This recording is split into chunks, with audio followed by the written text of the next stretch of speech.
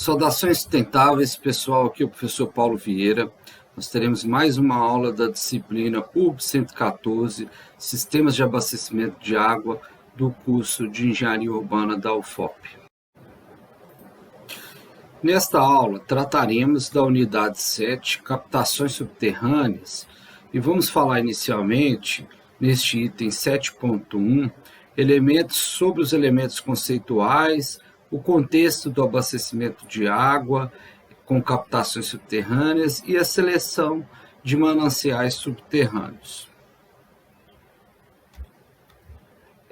Então, essa figura ilustrativa ela apresenta para nós, ela representa aí os componentes típicos do sistema de abastecimento de água, através aí de uma captação subterrânea, uma captação aqui, como está apresentado no desenho, um poço tubular profundo, então segue para um processo de tratamento, geralmente é um tratamento mais simplificado, somente com a desinfecção, a reservação e depois a distribuição lá na nossa rede. O que vai mudar de um sistema com captação superficial, no caso da captação subterrânea, vai ser justamente se o manancial é superficial como um rio, um lago, para um manancial subterrâneo, que a gente vai ver principalmente os poços, mas também surgências de água, por exemplo, como nascentes, também são utilizadas.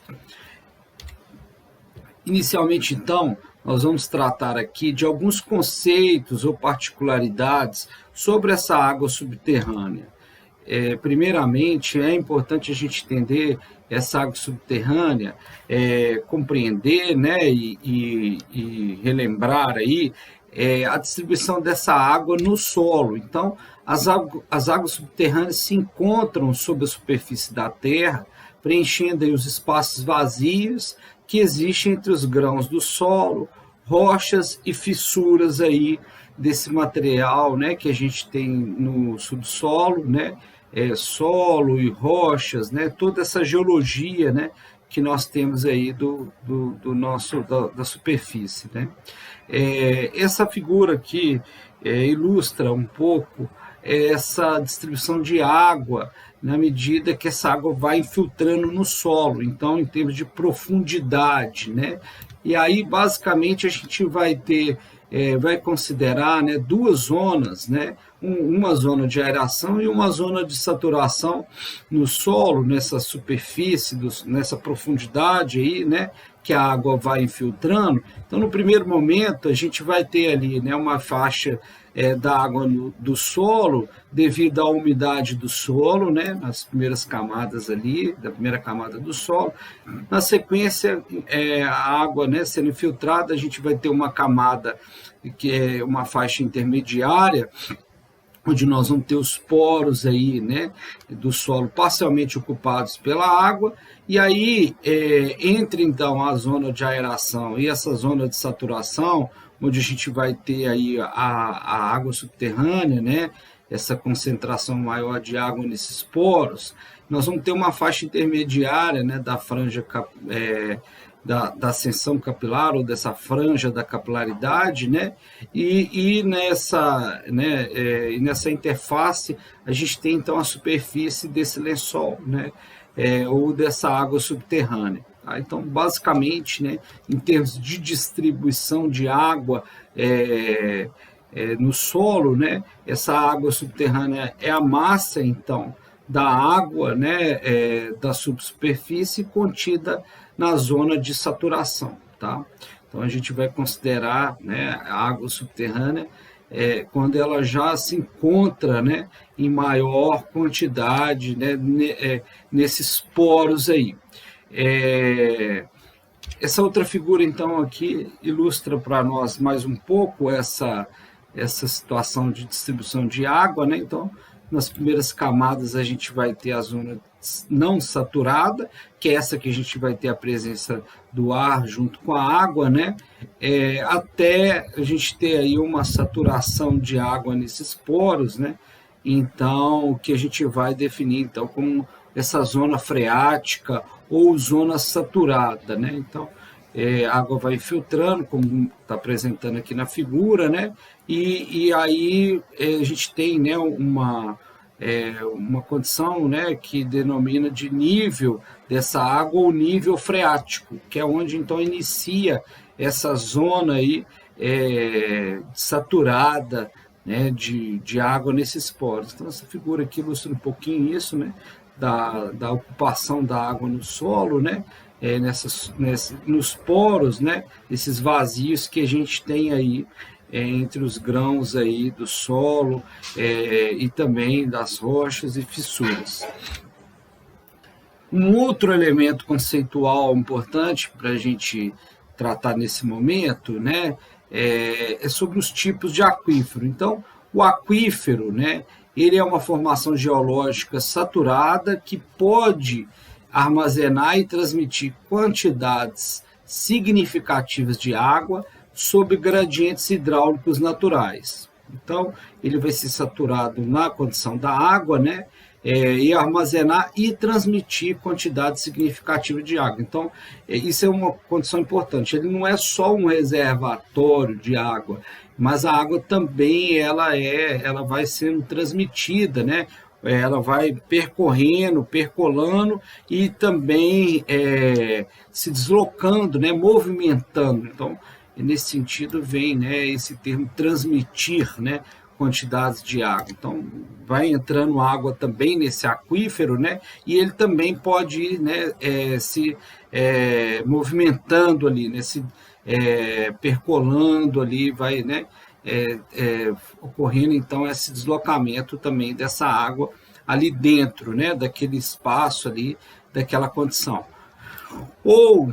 E aí também a gente define aqui ele também podendo ser ou como uma formação geológica que pode, né, armazenar e transmitir água a taxas suficientemente rápidas para fornecer quantidades razoáveis para os poços. E aí que vem o nosso interesse aqui, né, especificamente da disciplina, né, que é de abastecimento de água. Então, volta aí a necessidade de buscarmos, né, uma quantidade de água que está nesse subsolo aí, e que ela seja então atendida através dessa forma que a gente vai buscar aí essa água, que é através desses poços, né? Então esse é o elemento que a gente vai então introduzir no subsolo, né, para poder então retirar, né, essa água.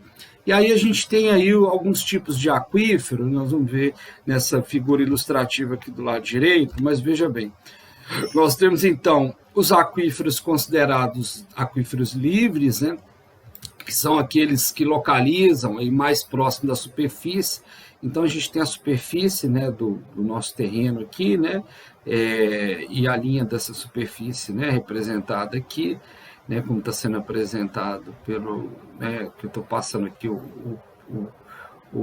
cursor, né, e aí eu tenho um aquífero livre, que é aquele que está mais próximo. Então, aquela água, né, que concentrou, né, em uma zona de saturação, né, de água. Então, aquela água que está, né, nos poros ali de forma concentrada, né. Então, eu tenho, né, essa condição de um aquífero livre, e aí a gente tem, né, um meio de coletar essa água, de retirar essa água através de um poço comum, né, como está representado aqui por essa figurinha, né, e aí ele retirando essa água diretamente desse aquífero livre. E temos também os aquíferos confinados, que é a presença de uma camada de menor permeabilidade, que vai então confinar a água, né, subterrânea, que submete então a uma pressão superior à atmosfera. Então a gente tem essa camada aqui confinante, pode ser uma camada aí, de, por exemplo, material argiloso ou uma rocha, né, de menor permeabilidade, que então vai confinar essa água que está abaixo dessa camada, né, e essa água ela vai entrar no solo, vai filtrar, né, vai causar essa infiltração no solo até ela atingir esse ponto através de áreas, por exemplo, de recarga ou mesmo uma área de uma recarga vertical que ocorria aqui entre fissuras, né, dessa camada confinante aí. Mas basicamente a gente tem através dessas áreas de recarga, então a entrada dessa água. E aí a gente tem um nível freático, né, um nível máximo dessa água no solo em função dessa altura ou dessa carga hidráulica, né, que essa água ela atinge no solo, que então vai apresentar para nós essa altura freática ou esse nível freático, que seria então essa altura que a gente teria aí teórica, né?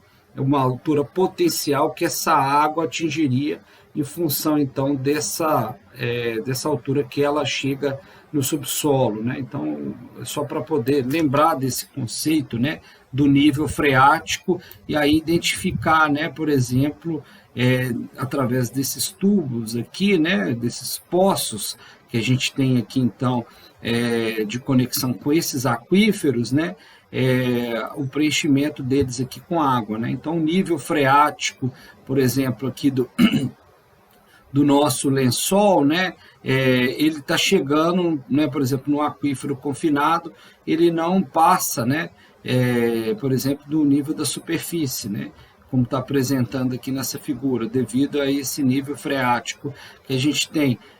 Do poço não artesiano e do poço artesiano, né, então a gente vai ter aí uma altura dessa água chegando em função aí dessa pressão que está sendo feita, né, por essa camada confinante aí, e devido a essa altura que a água tem, né,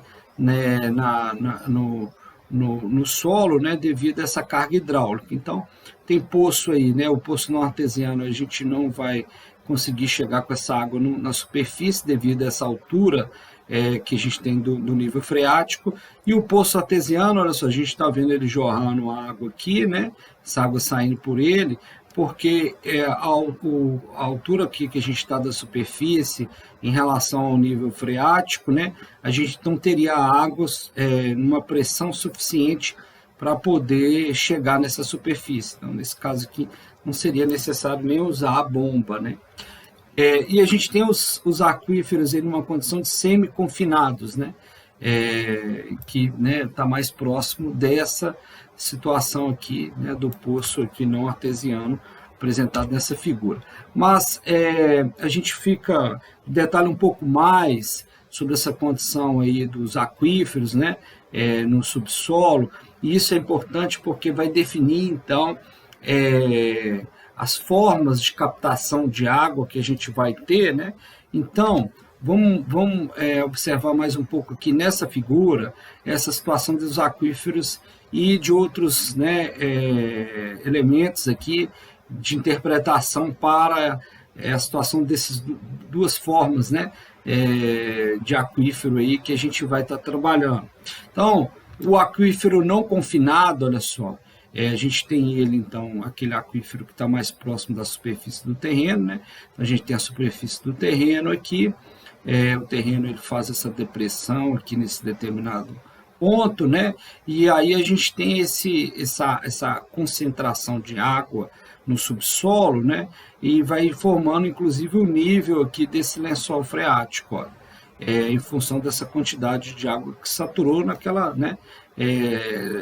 Saturou entre os poros do solo, formou então aquela zona saturada, e aí, né, teoricamente, ele gerou aqui essa linha, né, essa linha aqui do lençol freático. Tá? Então a gente tem a localização do aquífero confinado, né, que é o A. Aí, não confinado, freático ou livre. O B já seria o nosso aquífero confinado. Então, nós temos aqui uma camada de baixa permeabilidade no solo, que vai, então, confinar para a gente aqui, né, através dessas duas camadas de argila e folheiro, uma camada de solo, né, que vai, então, ter a presença de água saturada, formando, então, esse aquífero, tendo principalmente a entrada da água aqui nessa área de recarga. Ó. Mas é preciso a gente ver um pouco mais sobre essa possibilidade de alimentação, né, desse aquífero aí, ou recarga dele, né. mas é o ponto de entrada da água. Então, os pontos 3 e 4 seriam localização de aquíferos suspensos. Então, a gente tem um aquífero freático, como eu disse, né, o não confinado, nessa localização aqui, mas a gente pode ter aqui pontos mais altos, né, mais alto em relação ao nível freático aqui no solo, de aquíferos suspensos. Então, seria uma espécie de bolsões, né, com água, mas que vão ser formados devido a essa água que foi filtrada entrar em contato aqui, né, ser represada, vamos dizer assim, ser retida, né, no solo devido a uma camada aqui de impermeabilização, de algum elemento impermeável, né, ou de baixa permeabilidade, que vai então reter essa água aqui. Então gera pontos, né, de concentração de água, né, que seriam esses aquíferos suspensos. Então ele é bem limitado em relação à quantidade de água quando a gente compara as outras duas formas aí. O nível do lençol freático, né, a gente tem aí o ponto 7, né, a gente vai ter ele sendo identificado aqui nessa tubulação, né, nesse tubo, nessa conexão que a gente fez aqui, né, com o lençol, com do aquífero A, né, a zona saturada aqui do aquífero A, e aí a gente observa, né, qual que é o nível que ele chega. Então, o nível, ele vai chegar aqui nessa tubulação, né, no tubo, né, naquela altura que o aquífero conseguiu, né, concentrar água. Então, o nível está, né, na tubulação aqui, nesse poço aqui que a gente vai chamar, né, de aquífero livre, ou aquífero freático, ou poço freático, né? Então, a gente vai chegar com a altura nesse poço aí de água correspondente àquela do lençol freático, do aquífero não confinado, que vai ser então a sua carga hidráulica, né, ou superfície potenciométrica. O 2, ó, a gente vai ter então lá no ponto 2, o poço artesiano, que a gente vai ter água em um poço perfurado e um aquífero confinado. E aí vejam bem, olha a altura que a água está chegando, né, que a água vai chegar nesse poço, né? Então esse triângulozinho vai apontar para a gente aqui a altura dessa água nesse poço artesiano, nesse 2 aqui, né, nesse ponto 2, que vai ser correspondente com aquela superfície potenciométrica do nosso aquífero confinado, que vai ser então em função daquela altura de água que a gente vai ter, né, nesse aquífero confinado aí, em função da sua carga hidráulica, né, e aí então a gente vai gerar essa linha imaginária, né, dessa superfície potencialmente. Então a altura que a água pode chegar nessa tubulação vai ser em função, né, dessa carga hidráulica, né, dessa pressão que a água está sofrendo aqui dentro, né, devido à sua concentração de água, e a pressão que ela está, né, em função aqui dessas camadas aqui impermeáveis. Então a gente vai gerar essa superfície potenciométrica. É importante do ponto de vista da captação de água, né, para a gente entender então, né, a altura de água que a gente pode elevar, pode, né, ter aí nesse tipo de captação.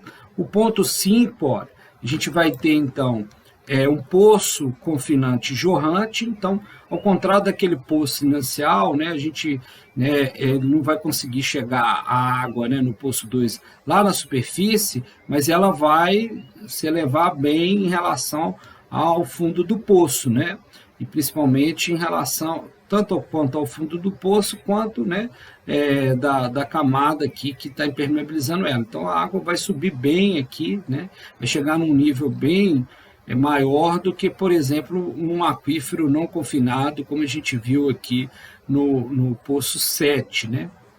E aí, no poço 5, veja bem, como a gente tem essa depressão no solo aqui, a gente diminuiu, né, essa cota do terreno, da superfície, ou seja, né, a tubulação ela vai ter uma altura menor aqui, né, para poder atingir a nossa superfície, onde a gente vai estar, né, captando essa água. E aí, devido a essa altura em potencial que a gente tem, né, da superfície potenciométrica, dessa carga hidráulica que é prevista, né, de forma aí, não dinâmica, né, para o processo, a gente vai ter então água saindo de forma, né, jorrante, né, um poço jorrante aqui, ou, né, um poço com uma surgência de água, sem necessitar, por exemplo, de um bombeamento para retirar essa água, devido então, né, a essa carga hidráulica potencial que o poço tem, né, que essa água tem de chegar num nível, né, mais alto do que o da nossa superfície. Então, gera um poço com essas características, né, um poço jorrante aí. A gente então tem um ponto 1 aqui, que inicialmente já tinha abordado ele, que é a área de recarga natural do aquífero confinado, ó, né, onde afloram na superfície ou através de drenança vertical de formações geológicas sobrepostas. Então, as áreas de recarga natural desses aquíferos confinados, elas podem ser essa, né, onde afloram na superfície, então, né, onde a gente tem um afloramento, né, uma surgência de água, por exemplo, de uma mina, né, então aquele ponto onde a gente vai conseguir infiltrar água entre, né, as camadas aí, de baixa impermeabilidade, né, ou impermeáveis, né, que vão então confinar essa água nessa parte do solo, gerando esse aquífero B. Então, muito importante a gente proteger, né, e primeiro conhecer, né, e proteger essas áreas, porque são áreas aí de recarga desse aquífero, né, confinado, né, mas que pode ocorrer também além dessa localização, né, a entrada de água no aquífero confinado pode ser além da área de recarga, diretamente na superfície, mas também podendo ocorrer, né, através de água entrando, né, em drenança vertical, de formações geológicas sobrepostas. Então, se tiver placas, né, dessas camadas impermeáveis ou de baixa permeabilidade que permitam esse deslocamento da água, né, entre o solo, isso também pode ser uma forma de alimentar esse aquífero confinado.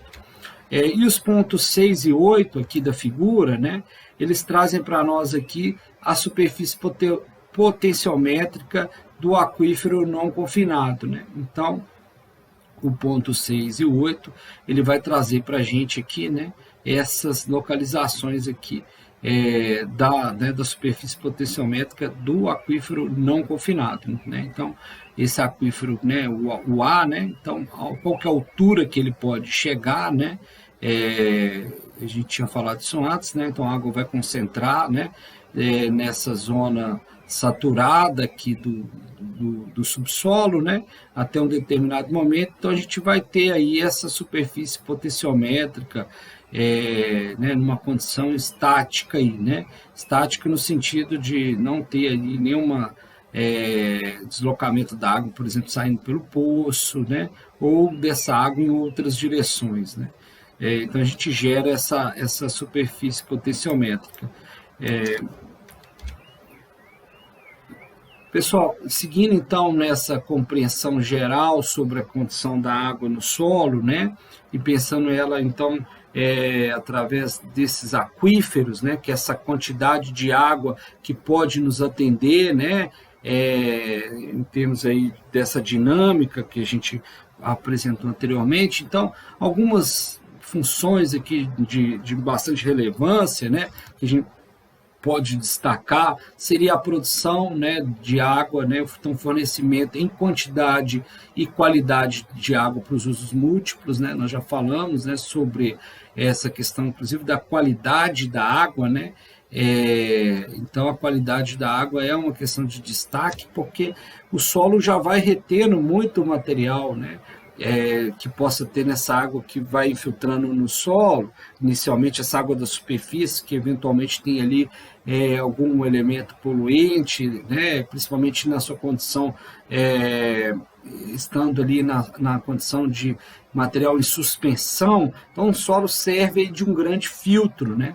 Então ele é um elemento importante, né, em termos de produção, e a gente, em termos de quantidade, também é uma reserva importante de água, quando a gente verifica aí as disponibilidades hídricas que a gente tem, principalmente comparando com a superficial, naturalmente que a disponibilidade de água superficial que a gente tem no país, né, nas bacias hidrográficas, elas são maiores, né, a disponibilidade que a gente tem já diretamente no rio, né, ou nos corpos hídricos superficiais, mas as subterrâneas, mesmo que sejam em quantidade menor, elas têm ainda bastante importância devido a essa quantidade. Então, mais à frente a gente vai ver até dados nesse sentido, né, de compreender um pouco mais essa quantidade de água que a gente tem nas regiões, né, hidrográficas, no caso, né, bacia da água superficial e das províncias, né, para a água subterrânea.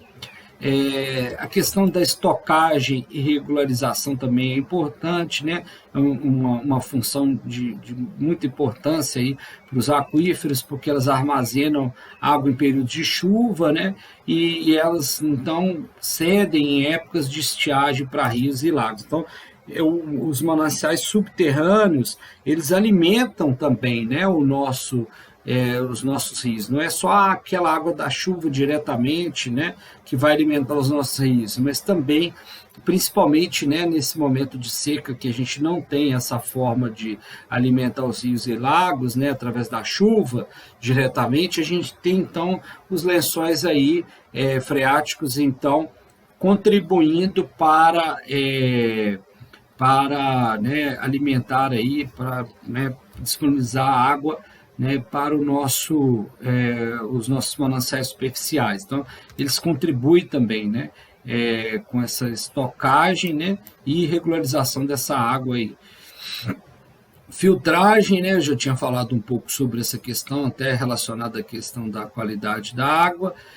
O transporte, né, eles conduzem água de uma área de recarga, onde a água infiltra, para as áreas de bombeamento onde estão situados os poços, né? Então, os aquíferos, eles transportam, já tinha falado também anteriormente um pouco sobre isso, né? Dessa dinâmica, né, do fluxo da água, né? Desse deslocamento da água no aquífero, né, de um ponto mais distante até outro, onde, por exemplo, é mais viável a gente instalar um poço, né, onde a superfície do terreno está mais próxima do aquífero, então o poço vai ter, né, uma profundidade menor. Então, isso é importante, né, e devido é importante no sentido assim de ser viável, né, devido a esse transporte de água que vem de áreas de recargas, né, mais distantes, então devido a esse deslocamento da água dentro do solo. Há uma função estratégica de proteger a água armazenada, tanto da evaporação como das consequências aí de guerras e sabotagens, né? Energética, permitem a utilização da água subterrânea aquecida para gradiente geotermal, como fonte de energia elétrica ou termal, né? Isso não é muito comum no Brasil, mas ainda assim é uma função que pode ser utilizada, né? Considerada, melhor dizendo. E ambiental, fornece água aí para manutenção dos ecossistemas e da biodiversidade. Então, né, relacionado aqui àquela recarga que a gente tem, né, que falou lá na questão da estocagem e regularização, né, dos mananciais superficiais, que é onde a gente tem também mais né, ecossistemas mais desenvolvidos ali naqueles mananciais ou naqueles corpos hídricos. Agora, falando um pouco sobre os impactos dessas águas subterrâneas, é importante a gente ter essa compreensão, né?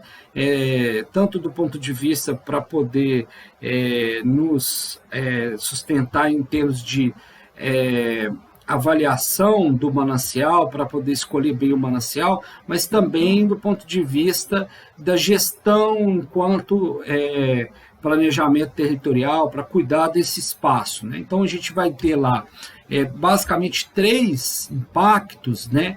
E deles as consequências, né? E os danos que a gente pode ter aí, devido, né, a uma determinada um grau de ação ali desses impactos.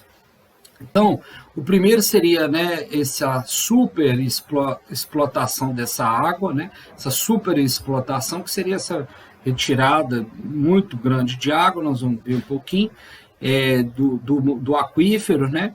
A impermeabilização do solo também é um impacto relevante, e a poluição. Vamos lá no primeiro, olha, a superexplotação de água, né, ocorre quando a extração de água ultrapassa o volume filtrado. Aquele volume de água que a gente infiltra no solo, né, é o que vai recarregar o nosso aquífero. Então, se eu tenho uma retirada de água maior do que essa entrada, eu vou ter, então, né, uma superexplotação de água. Eu vou estar retirando mais do que eu consigo alimentar, né? Pode afetar o escoamento básico dos rios, né? Nós vimos sobre isso, né? Que o aquífero ele vai alimentar os rios, secar nascentes, então uma nascente pode né, deixar de ter essa água ali dela, ter essa surgência dela, devido aí, por exemplo, a um poço próximo que esteja, né, retirando mais água do que o aquífero consegue aí se alimentar, né, se abastecer. Influenciar os níveis mínimos dos reservatórios, provocar subsidência, né, o afundamento dos terrenos. Então a gente pode ter esse recalque aí, né, essa subsidência dos terrenos, porque, né, no solo, né, ali na condição subterrânea, a gente vai ter né, os espaços dos poros preenchidos pela água, no caso do aquífero, né? Então, se a gente tira essa água toda de uma vez e o subsolo não conseguiu, né, o terreno não conseguiu se ajeitar ao longo do tempo, então ele pode ter esse recalque, né, mais repentino, então pode ter esse afundamento do terreno, inclusive, né, gerando problemas aí com aquilo que esteja na superfície. Induzir o deslocamento de água contaminada, né? Então pode ocorrer isso. Então, se a gente está retirando mais água de um ponto, a gente pode então induzir essa pluma, né, que a gente chama de contaminação no aquífero ali, ela, né, se deslocar ali.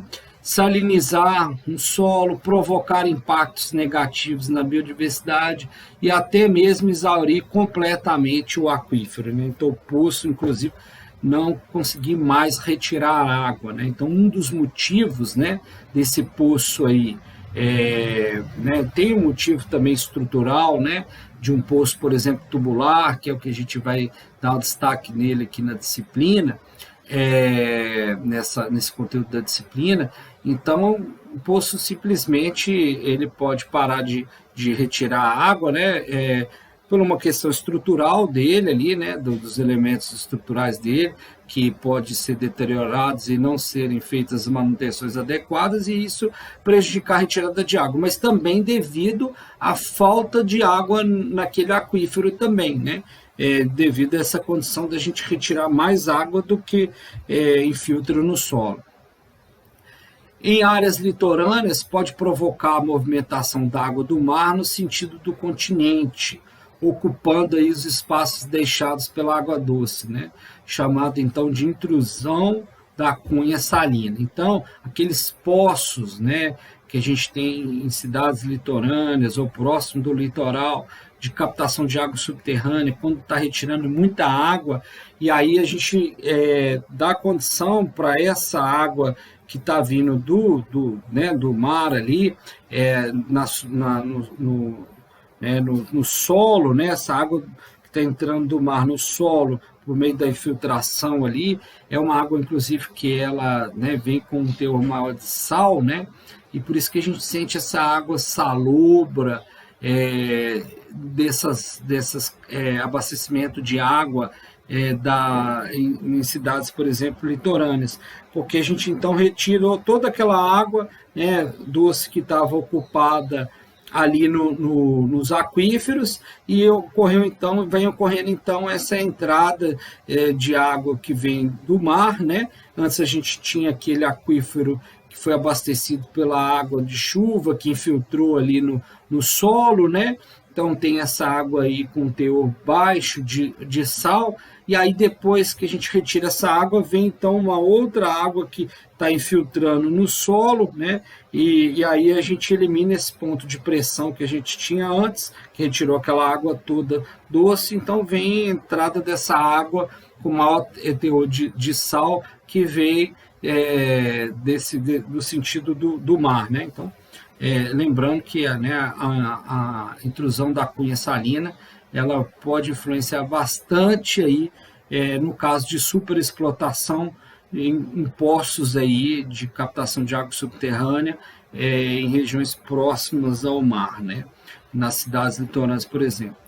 Um outro impacto, que é a impermeabilização do solo, né, vai ocorrer aí devido à impermeabilização a partir de construções, né, as nossas edificações, né, toda essa impermeabilização que a gente tem da superfície das nossas áreas urbanizadas, né, que vai reduzir essa capacidade de filtração de água no solo. Então, isso a gente já falou muito, né, que inclusive gera um outro impacto, que é o impacto do escoamento superficial, que é aquele impacto que nós vamos ter que trabalhar lá na drenagem pluvial das águas urbanas aí.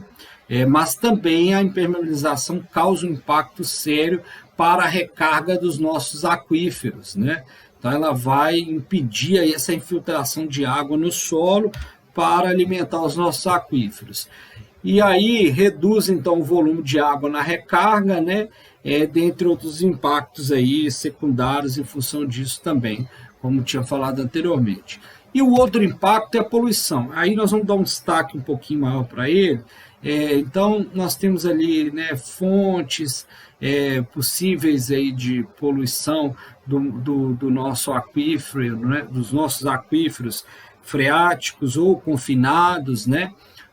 Livre ou confinados aí. Então, em função dessa fonte, quais são as fontes, né, mais comuns que a gente tem de contaminação, a localização dessas fontes em relação ali, né, ao solo e a concentração de água no solo, né, a nossa zona saturada, né, e o deslocamento. Então, é interessante a gente também perceber esse deslocamento da poluição no aquífero, então atingindo pontos mais distantes aí do que aquele ponto de contaminação ali, ou de entrada, né, desse elemento contaminante no solo, devido a essa condição, né, de transição que a gente tem, ou de transporte, né, que a gente vai ter do aquífero ali para essa condição. Então, das fontes, olha só, fontes que a gente considera aí, né, antrópicas, ou seja, aquelas, né, que o homem, né, vai estar introduzindo devido às suas atividades. Então a gente tem desde a disposição de resíduos sólidos urbanos e industriais aí, então os lixões, aterro controlado, depósito de rejeito de lixo tóxico, principalmente provindo aí de processos industriais, então aqueles pátios aí irregulares, né, para poder armazenar resíduo, cemitérios, né? Então o cemitério também é um agente aí potencialmente poluidor, né? Lodos gerados nos processos de tratamento de água, de esgoto, né? Então esse lodo, o material dele ali pode filtrar no solo também. Despejos aí de águas residuárias domésticas e industriais, né? Então despejo direto, inclusive no solo, por exemplo, através das lagoas aí. Então, quando uma lagoa de tratamento de efluente, né, pode ser de esgoto sanitário, pode ser lá da indústria, a gente vê muito esse tipo de técnica para tratamento de esgoto em em indústrias alimentícias, como, por exemplo, laticínio, né? Então, quando essa lagoa ela não é um outro tipo de indústria também que utiliza, né? As lagoas de vinhaça, aí, por exemplo, do processo de produção do álcool e do açúcar, né?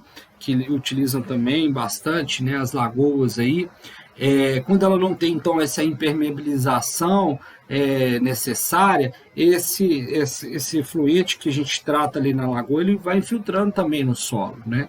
E aí vai percolando no solo e vai atingir o lençol freático. Fossas sépticas, né, muito comum, né, vazamento aí de redes e tanques, né, então rede de esgoto vazando, tanques aí, ó, tanques, por exemplo, de postos de combustíveis, né, que está, né, principalmente aqui, nós vamos ver em termos de localização, onde que essas fontes estão localizadas em relação ao aquífero, né, e muitas vezes isso aqui está no subsolo, né, então mais fácil, inclusive, de filtrar ali, né, e continuar percolando no subsolo, e que fontes que muitas vezes a gente nem está vendo essa entrada dela, né, no solo, né? Então, principalmente essas que estão subterrâneas, por exemplo, no caso da própria fossa séptica e da rede também de esgoto, né, gente?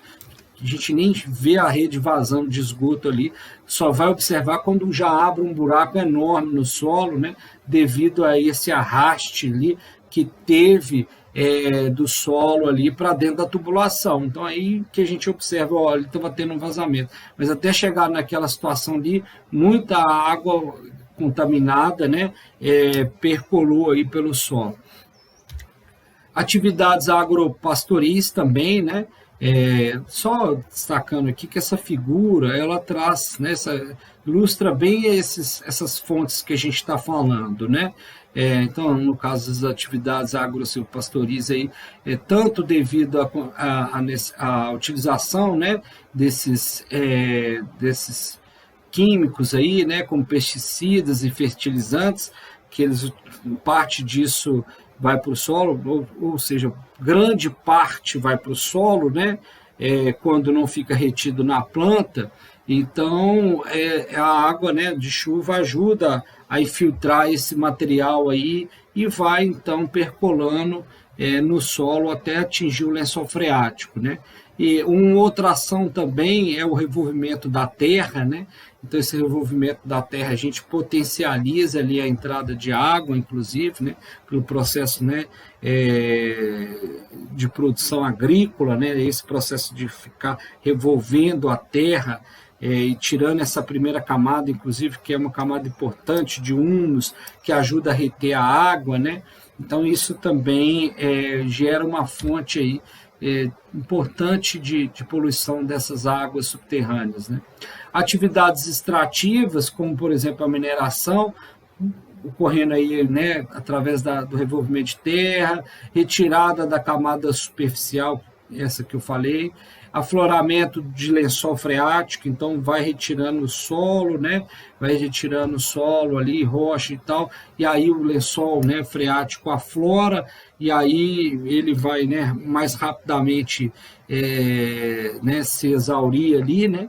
Liberação de sólidos e metais, então em alguns casos, né, pode ocorrer a liberação se tiver presente, né, de forma ali,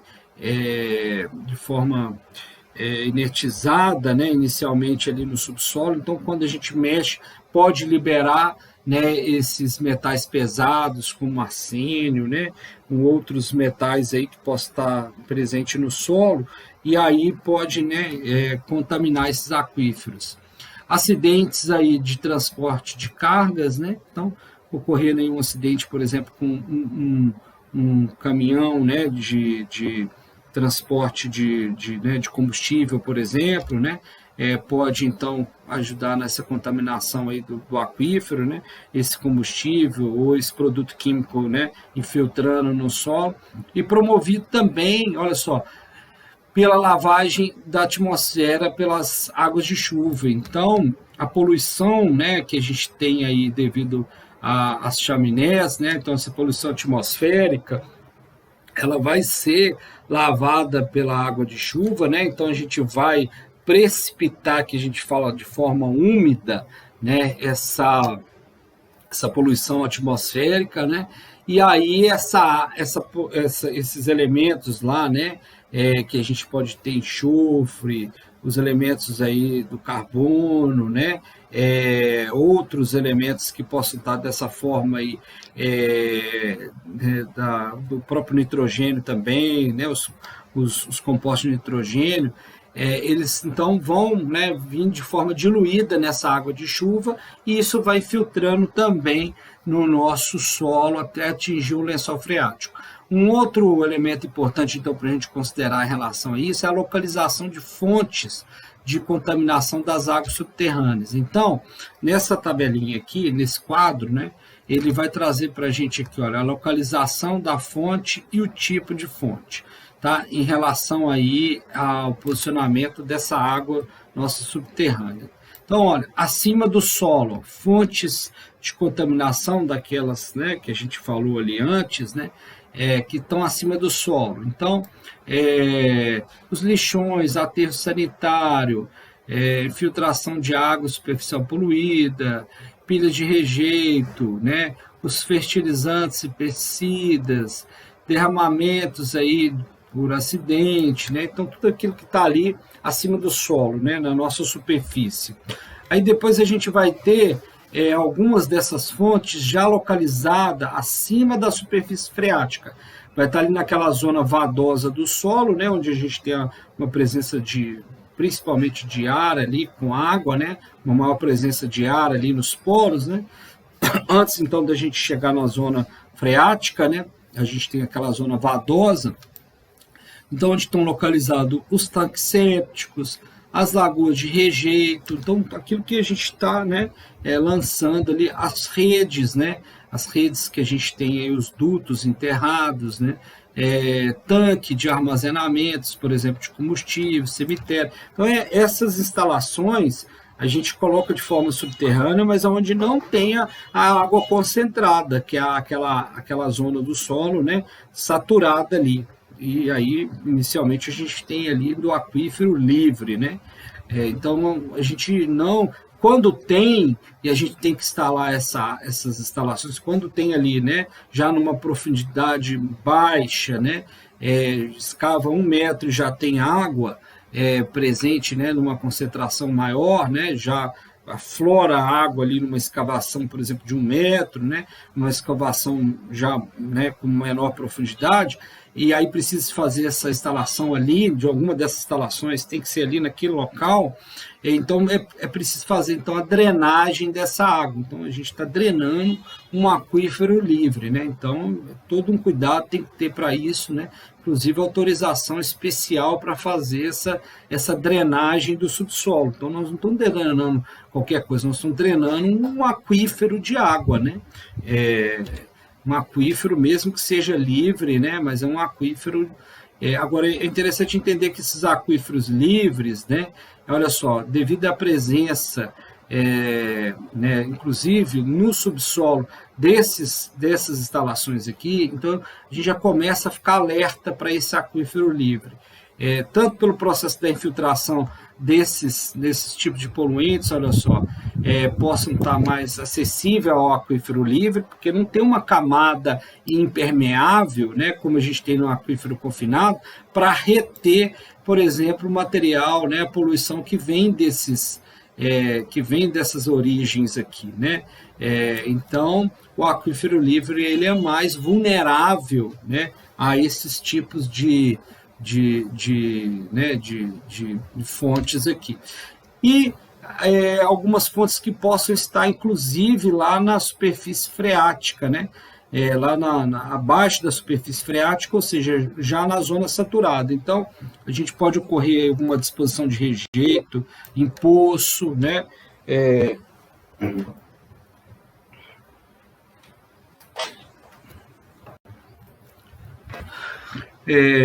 Armazenamento de rejeito em minas subterrâneas, poços e canais de drenagem, né, subterrânea, poço exploratório, isso aqui é muito importante, né? Então vamos verificar se ali tem uma água subterrânea. Então faz uma sondagem através de poço exploratório, e quando esse poço não é fechado, né, caso ele não nos interesse captar água ali já naquele momento, então ele tem que ser bem lacrado para não ser um ponto de entrada, né? Então, olha,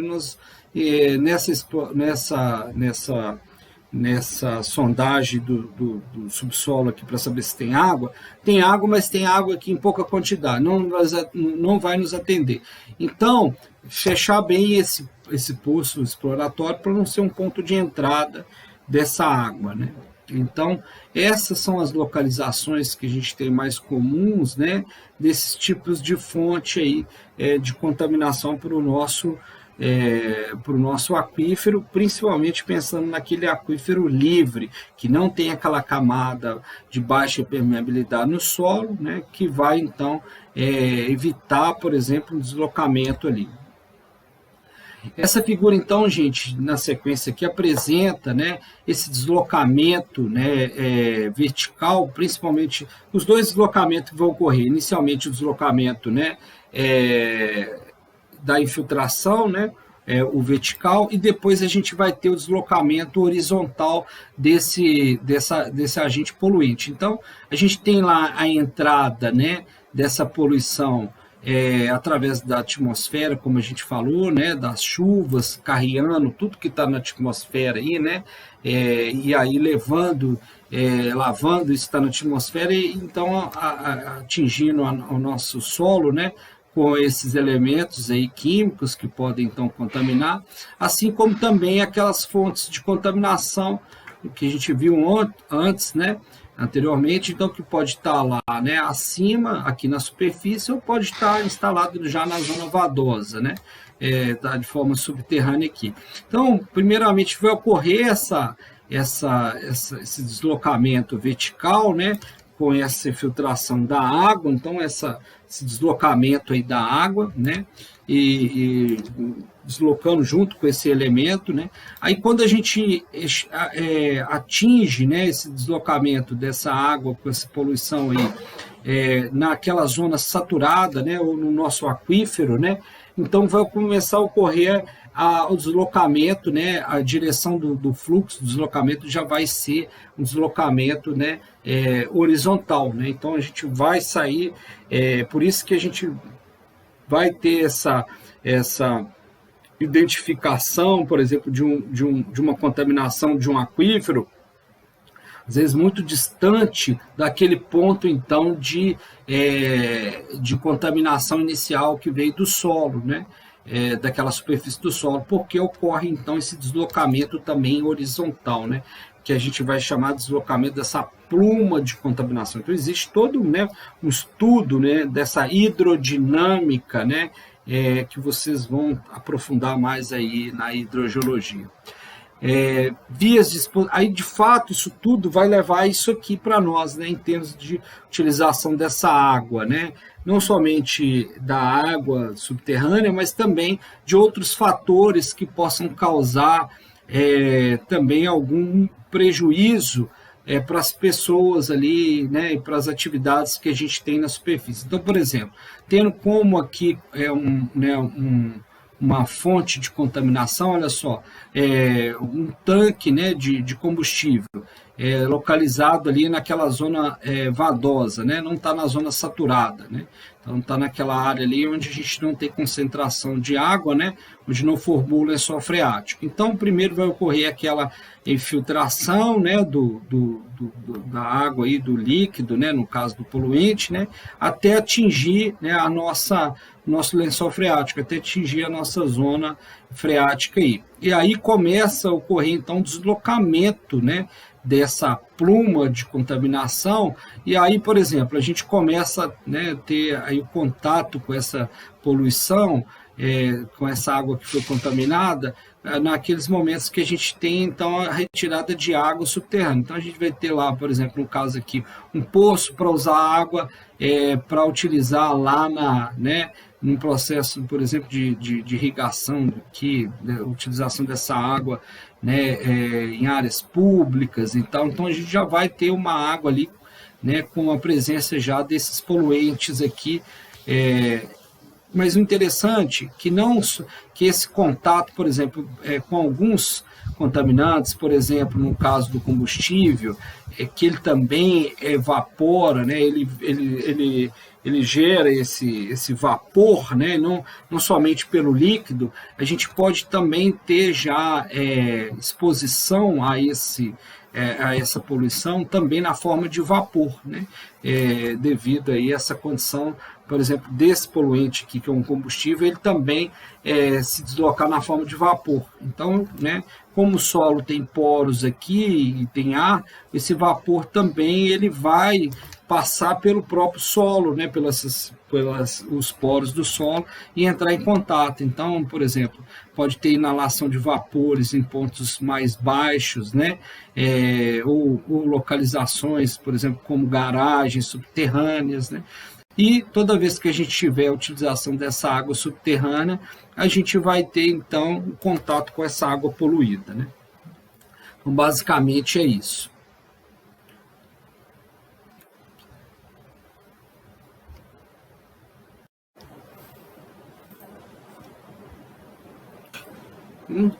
Vamos falar agora um pouco sobre a contextualização dessa água subterrânea, né, no abastecimento de água, utilizando então as captações subterrâneas.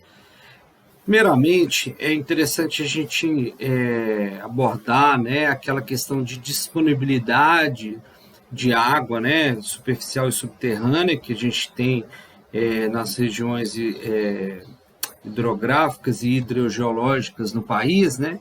E, inclusive aqui nas figuras que nós vamos apresentar, também trazem as captações, né? Os pontos de captação tanto de água superficial quanto de água subterrânea. Inicialmente a gente vê essa primeira figura aqui da disponibilidade de água subterrânea, ela sendo identificada, né, espacialmente aqui, devido à condição das províncias hidrogeológicas, que não são as mesmas regiões hidrográficas que a gente tem das bacias, né? Das bacias hidrográficas. Então, são regiões específicas, né? Mas que estão, né? Que a gente pode fazer uma sobreposição para alguns pontos aí, né? Com relação a essas bacias hidrográficas aí identificadas, né? Ou das regiões hidrográficas das áreas superficiais.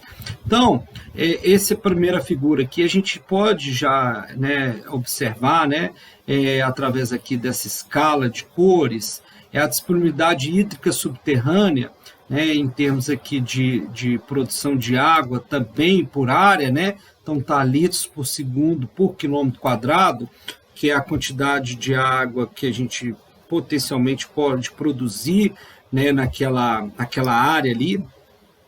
A gente também faz essa análise também para as águas superficiais, né, para as bacias ali superficiais, mas no primeiro momento o que eu queria chamar a atenção, além desses pontinhos que a gente vê aqui na figura, que são os pontos de captação de água subterrânea, né, que a gente tem aí regularizado no país. A gente vê uma grande concentração aqui na região sudeste, principalmente aqui em São Paulo, né, Paraná também, vem descendo bem aqui para a região do sul do país, né, sudeste, sul, né, encontra-se uma concentração desse tipo de captação, né, de água subterrânea. A gente vê uma menor quantidade também, né, na região norte, a gente vê uma maior quantidade aqui de captações mais no Ceará e no Maranhão em relação ao Nordeste, também mais, né, aqui na região do Rio Grande do Norte, na Paraíba, né, uma concentração maior também desse tipo de captação de água, né. Na Bahia a gente já viu uma captação menor aqui no interior, né, no sul da Bahia também. Então a gente começa, né, verificar em função dessa que está relacionado também, né, essas captações, tanto com a disponibilidade de água, que a gente vê aqui na legenda, né, aquelas regiões que têm maior disponibilidade são aquelas que têm aqui, né, a cor mais escura, né, dessas tonalidades aqui mais escura, desse azul, né, então, naturalmente que espera-se, né, que nesses locais a gente tenha aí a concentração de captação dessas águas, mas também está relacionado, né, à população, ou seja, a demanda, né, então eu tenho uma demanda maior aqui na região do Sudeste, então meus rios superficiais ou meus mananciais superficiais, ainda que estejam todos sendo utilizados, eles têm um problema grave, que é o problema da poluição, né? Então, isso agrava mais ainda, né, essa situação. E quando a gente vê essas captações em áreas que têm uma disponibilidade hídrica superficial grande ou maior do que na região sudeste, onde está concentrada muita população, né? Então, por exemplo, na bacia amazônica, né, aí a gente já vê aqui nessa figura a disponibilidade de água superficial, né, por regiões, né, hidrográficas aqui das nossas bacias dos grandes rios. Então, por exemplo, na região amazônica, a gente tem, né, uma grande disponibilidade hídrica, né, principalmente perto do rio Amazonas, né, e aí a gente vê também, próximo a ele, algumas captações de água subterrânea, né, e aí isso também está relacionado de uma certa forma com a qualidade da água, né? Então, por que nessa região amazônica, onde tem bastante água superficial, que é mais, né, relativamente mais simples a gente captar água do que uma água subterrânea, a gente vai estar, então, tendo poço subterrâneo aqui nessa região. Então, a qualidade da água, mesmo nessa região aqui, tanto devido a condições antrópicas, então algumas poluições, né, de cidades maiores que estão na margem do Amazonas, né, que tem baixo tratamento de esgoto, então polui essa água. Então tem essa poluição devido às atividades antrópicas, mas também devido a essa água superficial carregar muito material sólido, né? Então a água mais turva, ela precisa de um tratamento que muitas vezes ele é mais ele precisa de mais etapas no tratamento, ele é mais sofisticado, né? Tem uma demanda mais sofisticada em termos de etapas do tratamento, por exemplo, clarificação, filtração, do que, por exemplo, uma água subterrânea. Então, a água subterrânea ela tem menos material, tanto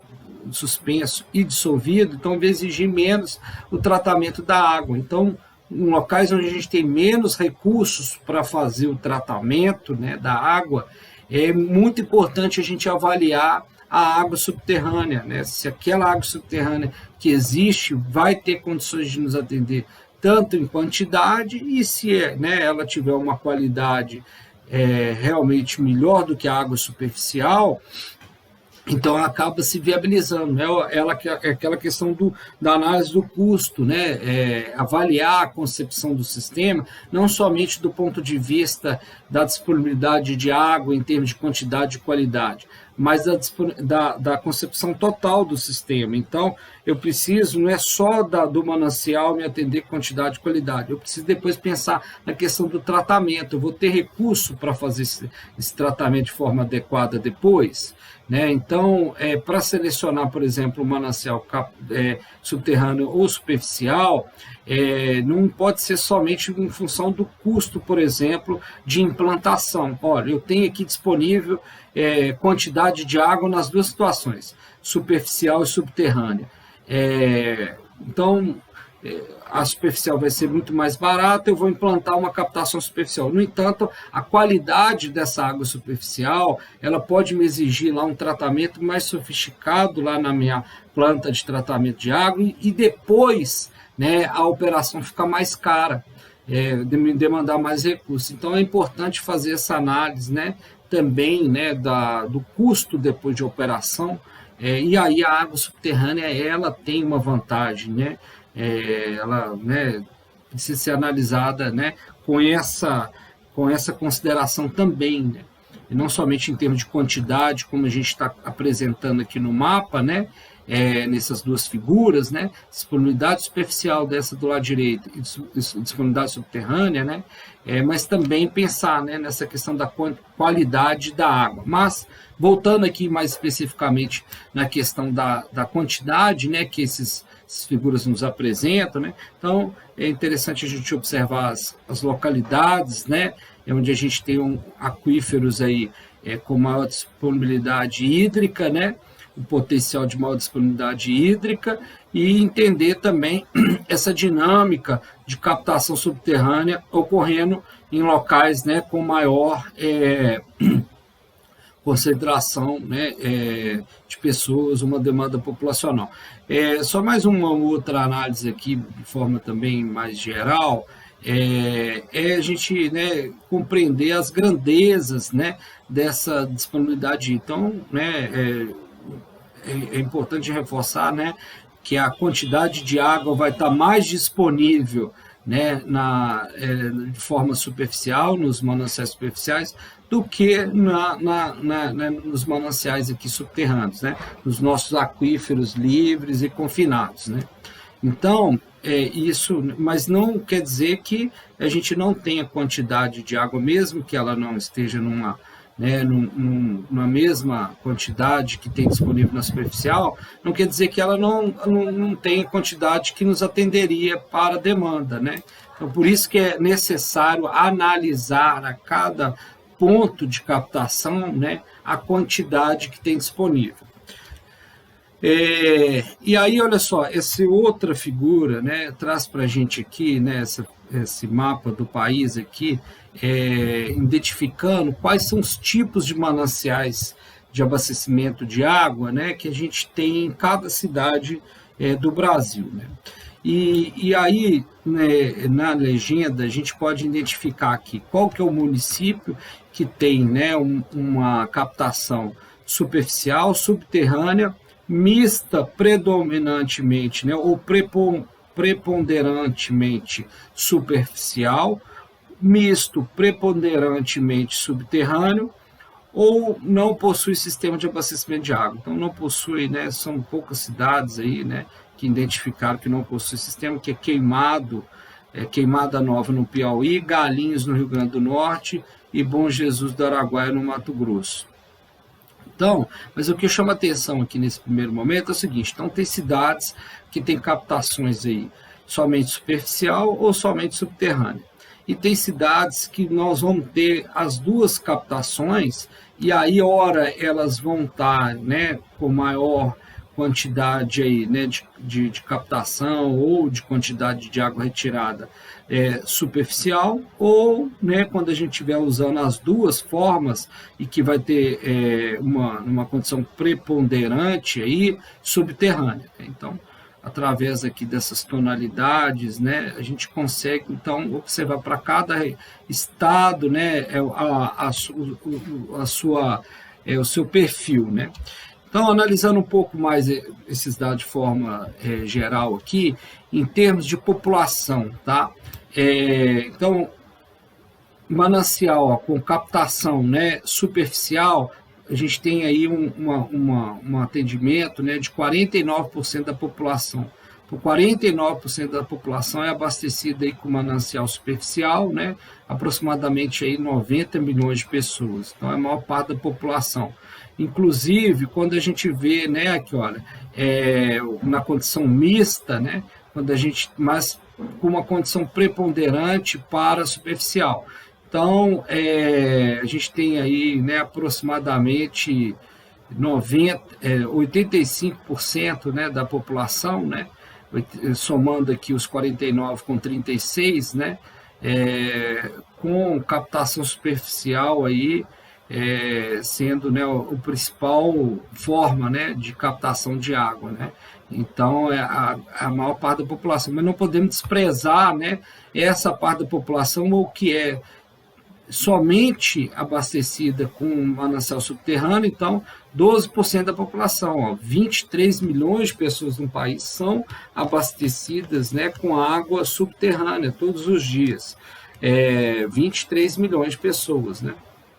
E ainda assim, com uma condição mista, né, com água superficial e subterrânea, a gente tem, e aí sendo preponderante, né, o abastecimento subterrâneo, a gente tem mais 3% ainda da população, né, Então, aproximadamente aí 29, 30 milhões de pessoas têm um abastecimento, a água, né, que está abastecendo essas pessoas tem aí um manancial subterrâneo. Em termos de sede, olha só, em termos de sede é bastante importante a gente entender isso também, né? Em termos de sede urbana. Então, olha como é que a coisa fica aqui bem nivelada, bem, né, nivelada aqui. 43% das cidades, né, das sedes urbanas dessas cidades no país, né, 43%, ou seja, 2.417 cidades têm aí o abastecimento de água com manancial superficial, né, mas 40% das sedes urbanas, né, então 2.270 cidades têm a sua sede urbana abastecida só com manancial subterrâneo. Então, é muito relevante isso, né?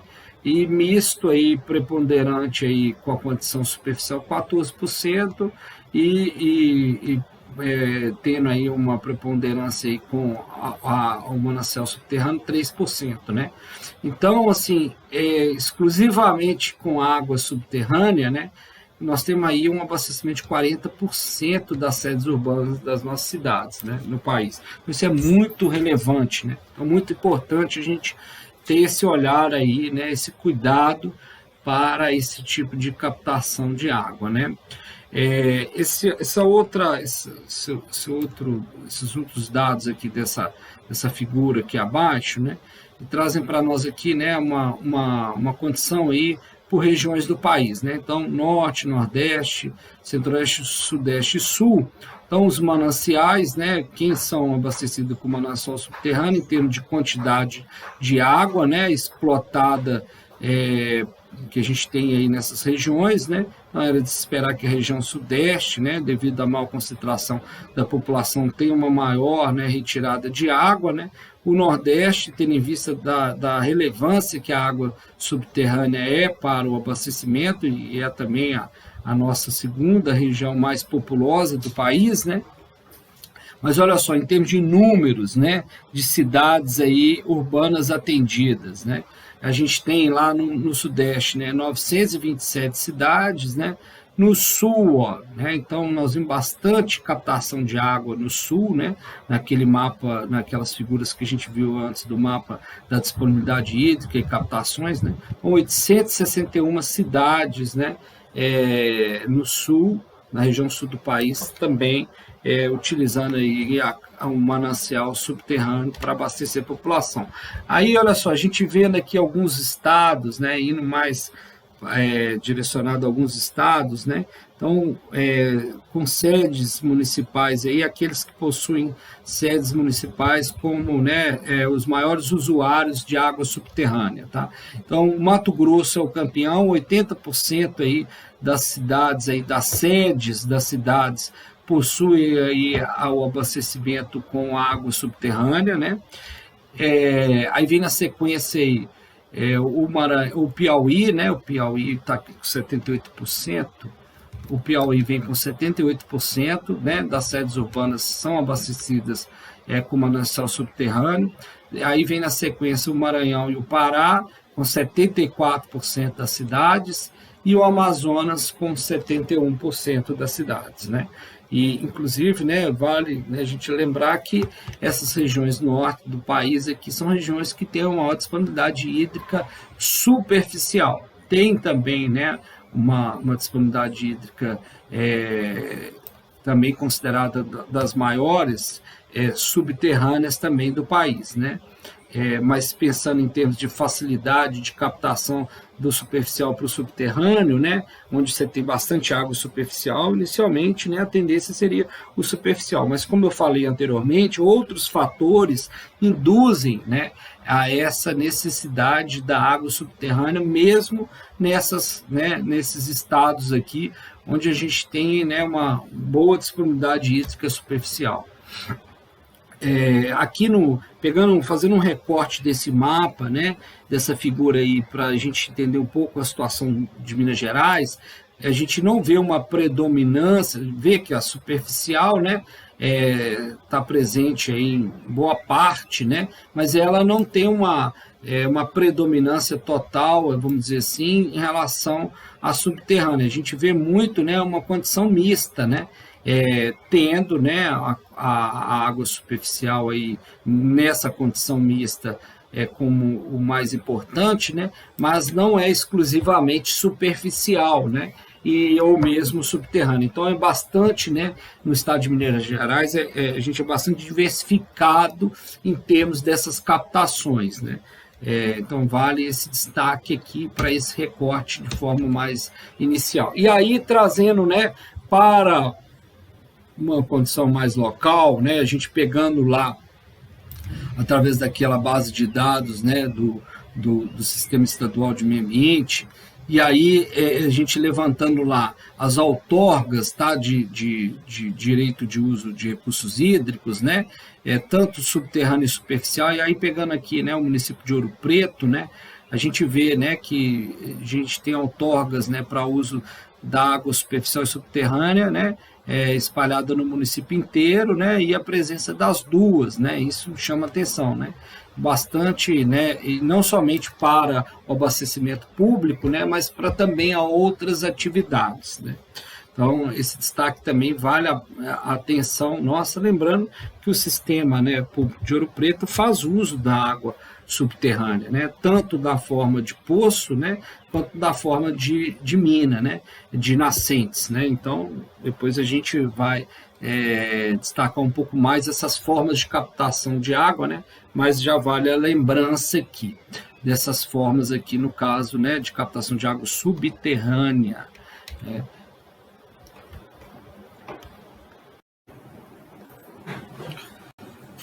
Vamos ver agora algumas dicas, né, para selecionar, então, o manancial subterrâneo.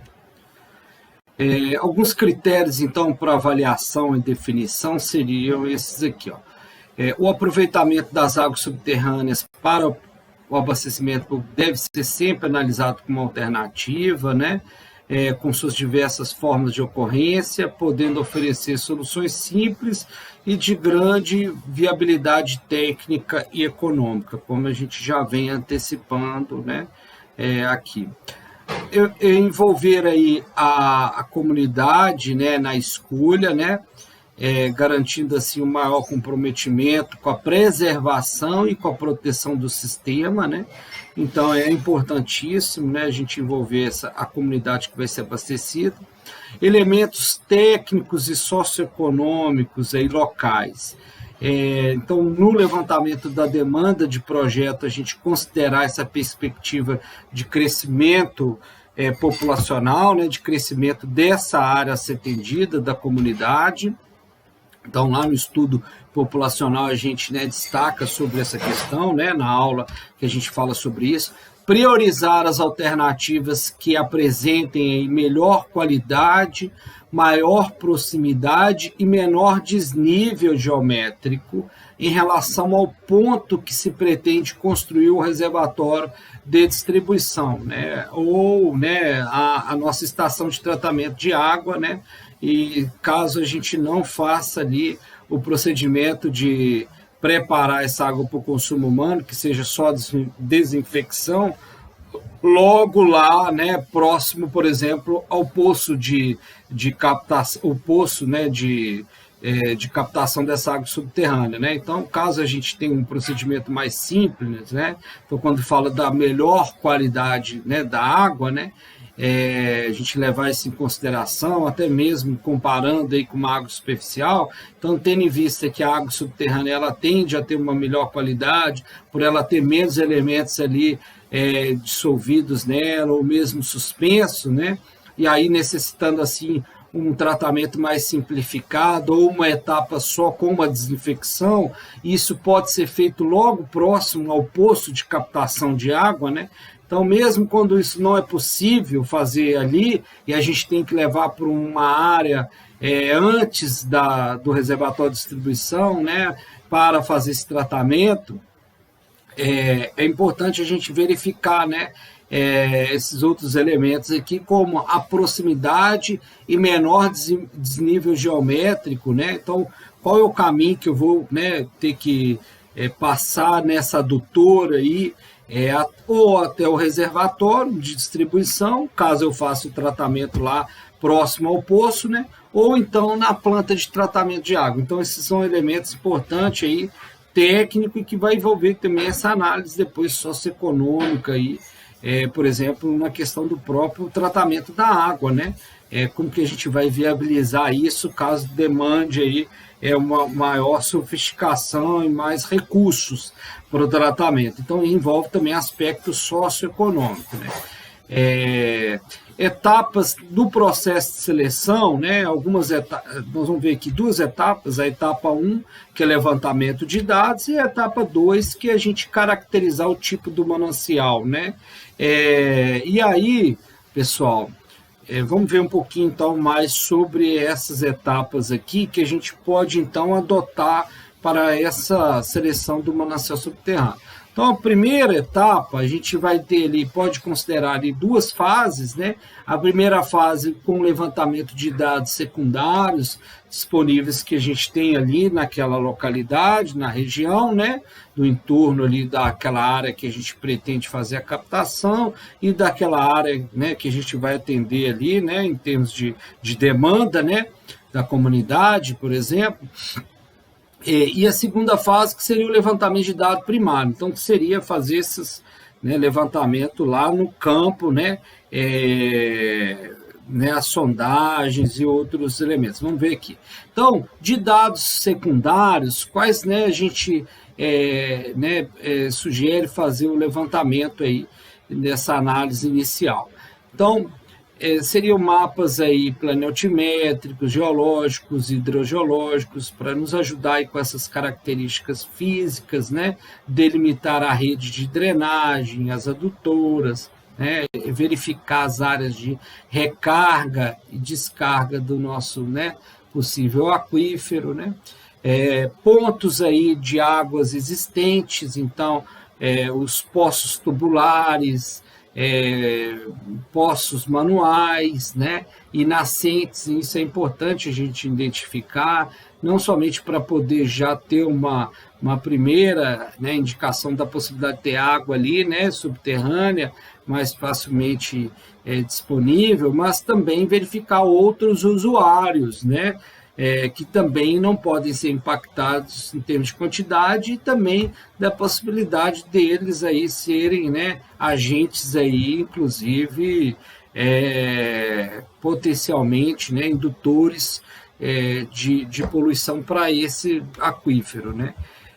Perfil litológico, aí definindo aí o perfil litológico, e construtivo aí, no caso, ocorrendo aí poços tubulares, né, verificando então teste de bombeamento já feito para esses poços e tal, né? Então, são informações aí hidrogeológicas que a gente pode obter inicialmente, né, do aquífero através desses outros, dessas outras captações ali existentes, né?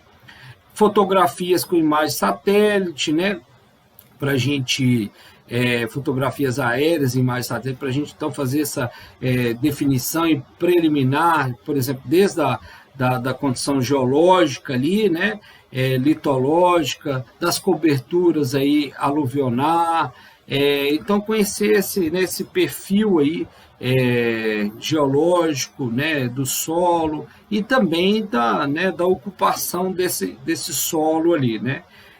A gente vai então conseguir através dessas informações preliminares, né, dessas informações iniciais, né, através desses dados secundários. E aí, já partindo para o dado em campo, né, para o levantamento em campo de formação, né, então seria lá, né, realizando o diagnóstico do manancial, né, verificando então a capacidade de produção, a qualidade da água, as condições sanitárias e ambientais da zona de recarga. Então, fazendo lá o teste, né, a sondagem para fazer o teste, então, de produção de água desse manancial, o teste de bombeamento, né, conhecido como teste de bombeamento, que a gente vai verificar a capacidade dele, né, de nos fornecer água e de se recuperar, né, o tempo de recuperação. Vocês vão ver que é uma informação importante para o nosso poço, né? Ele não vai funcionar 24 horas, inclusive por essa questão, dessa necessidade da gente deixar ele um tempo de recarga aí, para ele, então, né, voltar aí com melhores condições de disponibilidade de água, né? Então, o teste ele também tem como finalidade verificar isso, né? Qual que é o tempo que eu preciso de dar, né, para o poço se recarregar, né? 1 hora, 2 horas, 3 horas, isso vem com essa informação. Fazer a análise da qualidade dessa água, né? E também verificar essas condições da zona de recarga ali. Nessa zona de recarga do solo, essa zona de recarga natural, né, do solo ali, da superfície, tem algum risco ambiental ou sanitário, né, como a gente viu lá, daquelas fontes potencialmente ali poluidoras, tem fossa séptica nas localidades, né? Tem resíduo, pátio de resíduo e aqueles outros elementos, né? Posto de combustível, então várias outras fontes ali, várias fontes que podem aí comprometer, né, o nosso aquífero, a qualidade e até a quantidade, né? Por exemplo, no caso de impermeabilização, tem uma probabilidade daquela zona de recarga ter um processo de urbanização impermeabilizando, e aí, naturalmente, eu vou também impactar no aspecto quantitativo dessa água, né? Fazendo aí o reconhecimento geológico estrutural, né? Colocação de captação, observando em condições de acesso ao local escolhido, né? Acessibilidade, desnível em relação ao ponto para onde se pretende recalcar a água, né? Então, verificar isso em loco, né? Tendo a planta planotimétrica, já vai nos dar aí esse indicativo, mas em relação àquele ponto onde eu vou captar, né? Então, após a minha sondagem e a definição ali do local, a disponibilidade e a distância dos pontos de energia. Então, energia é muito importante a gente verificar, mais que hoje a gente tem a possibilidade de usar bombas aí que funcionem com energia solar, mas ainda assim, né, a gente precisa de ter uma fonte de energia que a gente tenha, né, uma condição mais contínua de funcionamento, porque o painel solar ele tem aquela, né, condição lá, por mais que ele vá captando, né, a energia e vai reservando em baterias, né, principalmente para aqueles momentos onde tem baixa incidência solar, ainda assim pode ser numa quantidade de energia que não seja suficiente para funcionar o meu motor, né, e fazer a bomba funcionar. Então, é importante a gente verificar, né, a disponibilidade de energia, o acesso a ela, né, a distância, ter o transformador próximo, né, e tudo mais. E o uso e ocupação do solo, né, para essa área de recarga, que a gente já falou aí um pouco sobre isso, tá? Então, essas são as fases, né, que a gente vai ter dentro desse levantamento de dados. E a outra etapa que a gente tem, que é a caracterização do manancial subterrâneo, né? Então, esses mananciais podem ser basicamente divididos em 2 categorias, né? Naturais ou aflorantes, ou captados aí por obras diversas. Então, vamos ver aqui primeiramente, né, algumas informações desses naturais e aflorantes, porque essas informações vão então já abrir para nós o conhecimento, né, vai iniciar então para nós as informações dos tipos de captação de água subterrânea que a gente pode ter. Então, basicamente são dessas 2 formas aqui, através de fontes aí, com mananciais subterrâneos naturais, né, ou através de obras, né, que a gente vai introduzir no solo para então ter esse acesso à água subterrânea. Então, as naturais, né, a gente vai considerar aí que a água alcança a superfície por ação de processo ligado à dinâmica terrestre, né? Então, ela vai chegar para nós na superfície, né, através dessa dinâmica, e aí a gente vai ter lá as fontes, nascentes ou minas aí de qualquer tipologia, né? Então essa água, né, tendo essas denominações, né, essa surgência de água subterrânea ali na superfície, tendo essas denominações aí bastante comum, né? São mais susceptíveis à poluição e às variações sazonais da vazão, né? Até mesmo porque elas estão, né, estão naquela zona ali do aquífero livre, estão chegando ali naquela parte do solo, onde que é mais suscetível, inclusive, né, a ter aí o contato, por exemplo, com a infiltração ali de alguma poluição, né? E também elas são áreas onde vão ter ali uma recarga mais próxima, vamos dizer assim, em termos de tempo, do processo de infiltração da água no solo, né? Então, sofre mais no período da seca, né? Então, ela vai, né? É uma água que ela tem, vamos dizer assim, menos tempo no solo do que aquela água de um aquífero confinado, né? Então, ela é mais suscetível à variação sazonal que a gente tem ao longo do ano, dessa recarga em função da chuva, né, e tudo. Então, a seleção para esse tipo aqui, ela deve ser criteriosa, né, o exame na área de recarga, né, em função dessa questão que eu falei aqui, né, do abastecimento dela, está muito relacionado aí a essa sazonalidade, né, hidrológica que a gente tem aí, anual, e sobre o comportamento da vazão, né? Isso aí que eu falei um pouco agora, né? Devido a esse ciclo hidrológico aí. Então, é muito importante a gente conhecer essa área de recarga, tanto pelo aspecto quantitativo, né? Da quantidade de água que pode ser abastecida, recarregada ali no manancial, assim como também a introdução ali de agentes poluidores, né?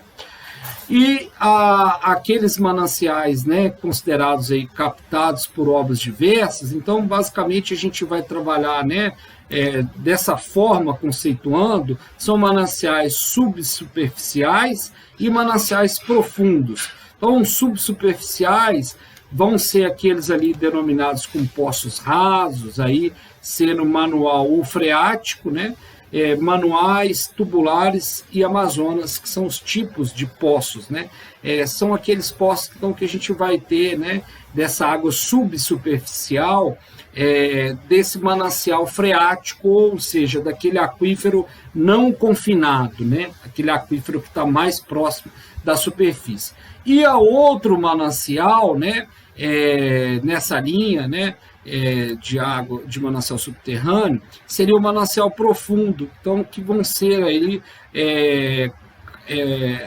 né, os poços tubulares profundos, então que vão fazer essa captação de água lá daquele aquífero confinado, né? Então vai ser um manancial profundo, né, um poço profundo. E aí nós vamos ver, né, essa condição, né, tubular dele, né, que a gente vai fazer essa captação através de um tubo, né, por meio de processo de sucção de bomba, devido a esse desnível aí, esse desnível maior que a gente vai ter, né, da água para a superfície, né, da água disponível no aquífero para a superfície, em relação, por exemplo, ao manancial ali subsuperficial do lençol freático, né.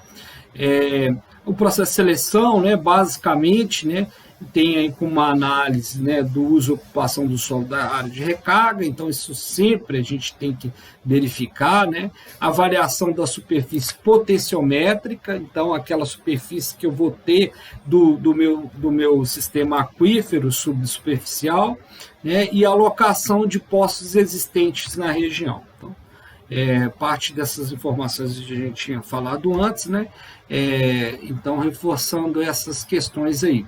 Naturalmente que a gente vai ver na próxima aula algumas condições, algumas informações de elementos constituintes dessas duas formas de captação, né, de de manancial subterrâneo, os naturais ou aflorantes, e aqueles por obras diversas, que são os poços, né? Os poços rasos, os poços tubular profundo. Então, nós vamos ver na próxima aula os elementos constituintes e alguns detalhes construtivos, né, operacionais, e para, né, definir a seleção de um ou outro, tá? Na próxima aula a gente vai destrinchar um pouco mais isso. E aí, para finalizar essa questão de recomendações, a gente tem aqui algumas recomendações, por exemplo, no caso da Copasa, né, para uso de manancial subterrâneo. Então, ela pede que sejam feitas aqui alguns estudos, como o histórico do aproveitamento de recursos hídricos na área, levantamento e cadastração de poços existentes, estudo e avaliação das condições hidrogeológicas da região com a caracterização ambiental da bacia de contribuição da área de recarga, os estudos hidrogeológicos, inclusive, né, na condição lá de fazer os testes diretamente no aquífero, o teste, né, de quantidade e qualidade, né, verificar o uso e ocupação do solo e tendências futuras, né, outros tipos de interferências que possam afetar aí a qualidade e quantidade, né, então verificar os impactos aí que a gente pode ter aí em termos de quantidade e qualidade, né, nessas áreas de recarga do manancial ou mesmo, né, de uso direto do aquífero, né, se tem essa probabilidade. Avaliar aí, né, áreas de localização dos poços profundos do ponto de vista técnico e ambiental aí, né, com a sua caracterização, estudo de alternativas locacionais devidamente justificadas, né, então parte disso a gente já falou antes, compatibilização da utilização do manancial com diretrizes estabelecidas pelos planos diretores de bacia hidrográfica. Então, né, verificar, olha, naquela bacia ali existe, né, uma diretriz para, né, o uso da água para determinado fim, né, para o uso doméstico, o uso, né, do abastecimento, né, do sistema de abastecimento público, né, doméstico, industrial, né, então, para outras atividades, né, que vão além do abastecimento público de água da cidade, né, que é para o uso, por exemplo, para atividades agro-silvopastoris, para atividades industriais, né? Então, verificar essa questão da compatibilização, né? E a tratabilidade dessas águas, né? E definição de processos de tratamento que devem ser empregadas, né? Então, não somente verificar, né, a qualidade, né, do ponto de vista ali dos elementos presentes, mas também verificar como que essa água pode ser tratada, né? Então, é só um processo de desinfecção, ou a gente tem uma concentração, por exemplo, maior de ferro e manganês, que é muito comum na água subterrânea dos nossos poços. Então, tem que fazer também uma etapa de tratamento para remover esse ferro e manganês, vou ter que passar por um filtro, por exemplo, de carvão ativado, fazer um outro processo de remoção desse ferro e manganês, né, ou desse outro elemento que esteja presente. Então, isso aí a gente tem também que, né, fazer essa avaliação, né, de tratabilidade da água. Não somente ir lá e fazer o laudo da análise da qualidade, mas falar, olha, em função dessa qualidade, qual que é o tratamento que eu, né, preciso para ela, né? Então, fazer essa análise de tratabilidade da água. Aí, pessoal, a gente encerra, então, assim, essa aula, né? Essa parte do conteúdo, né, que traz essa visão mais geral sobre a captação de água subterrânea, né? A gente abordando aí, inicialmente, alguns elementos conceituais sobre essa forma da água, né? Essa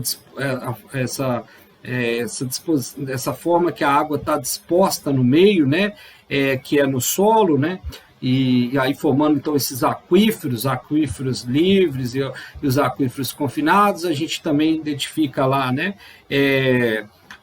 como que é esse perfil do abastecimento de água, né, das nossas cidades aí em relação a mananciais subterrâneos, né? Então a gente viu a relevância que tem, né, para, né, o Brasil, né, em função tanto da disponibilidade quanto da demanda de água.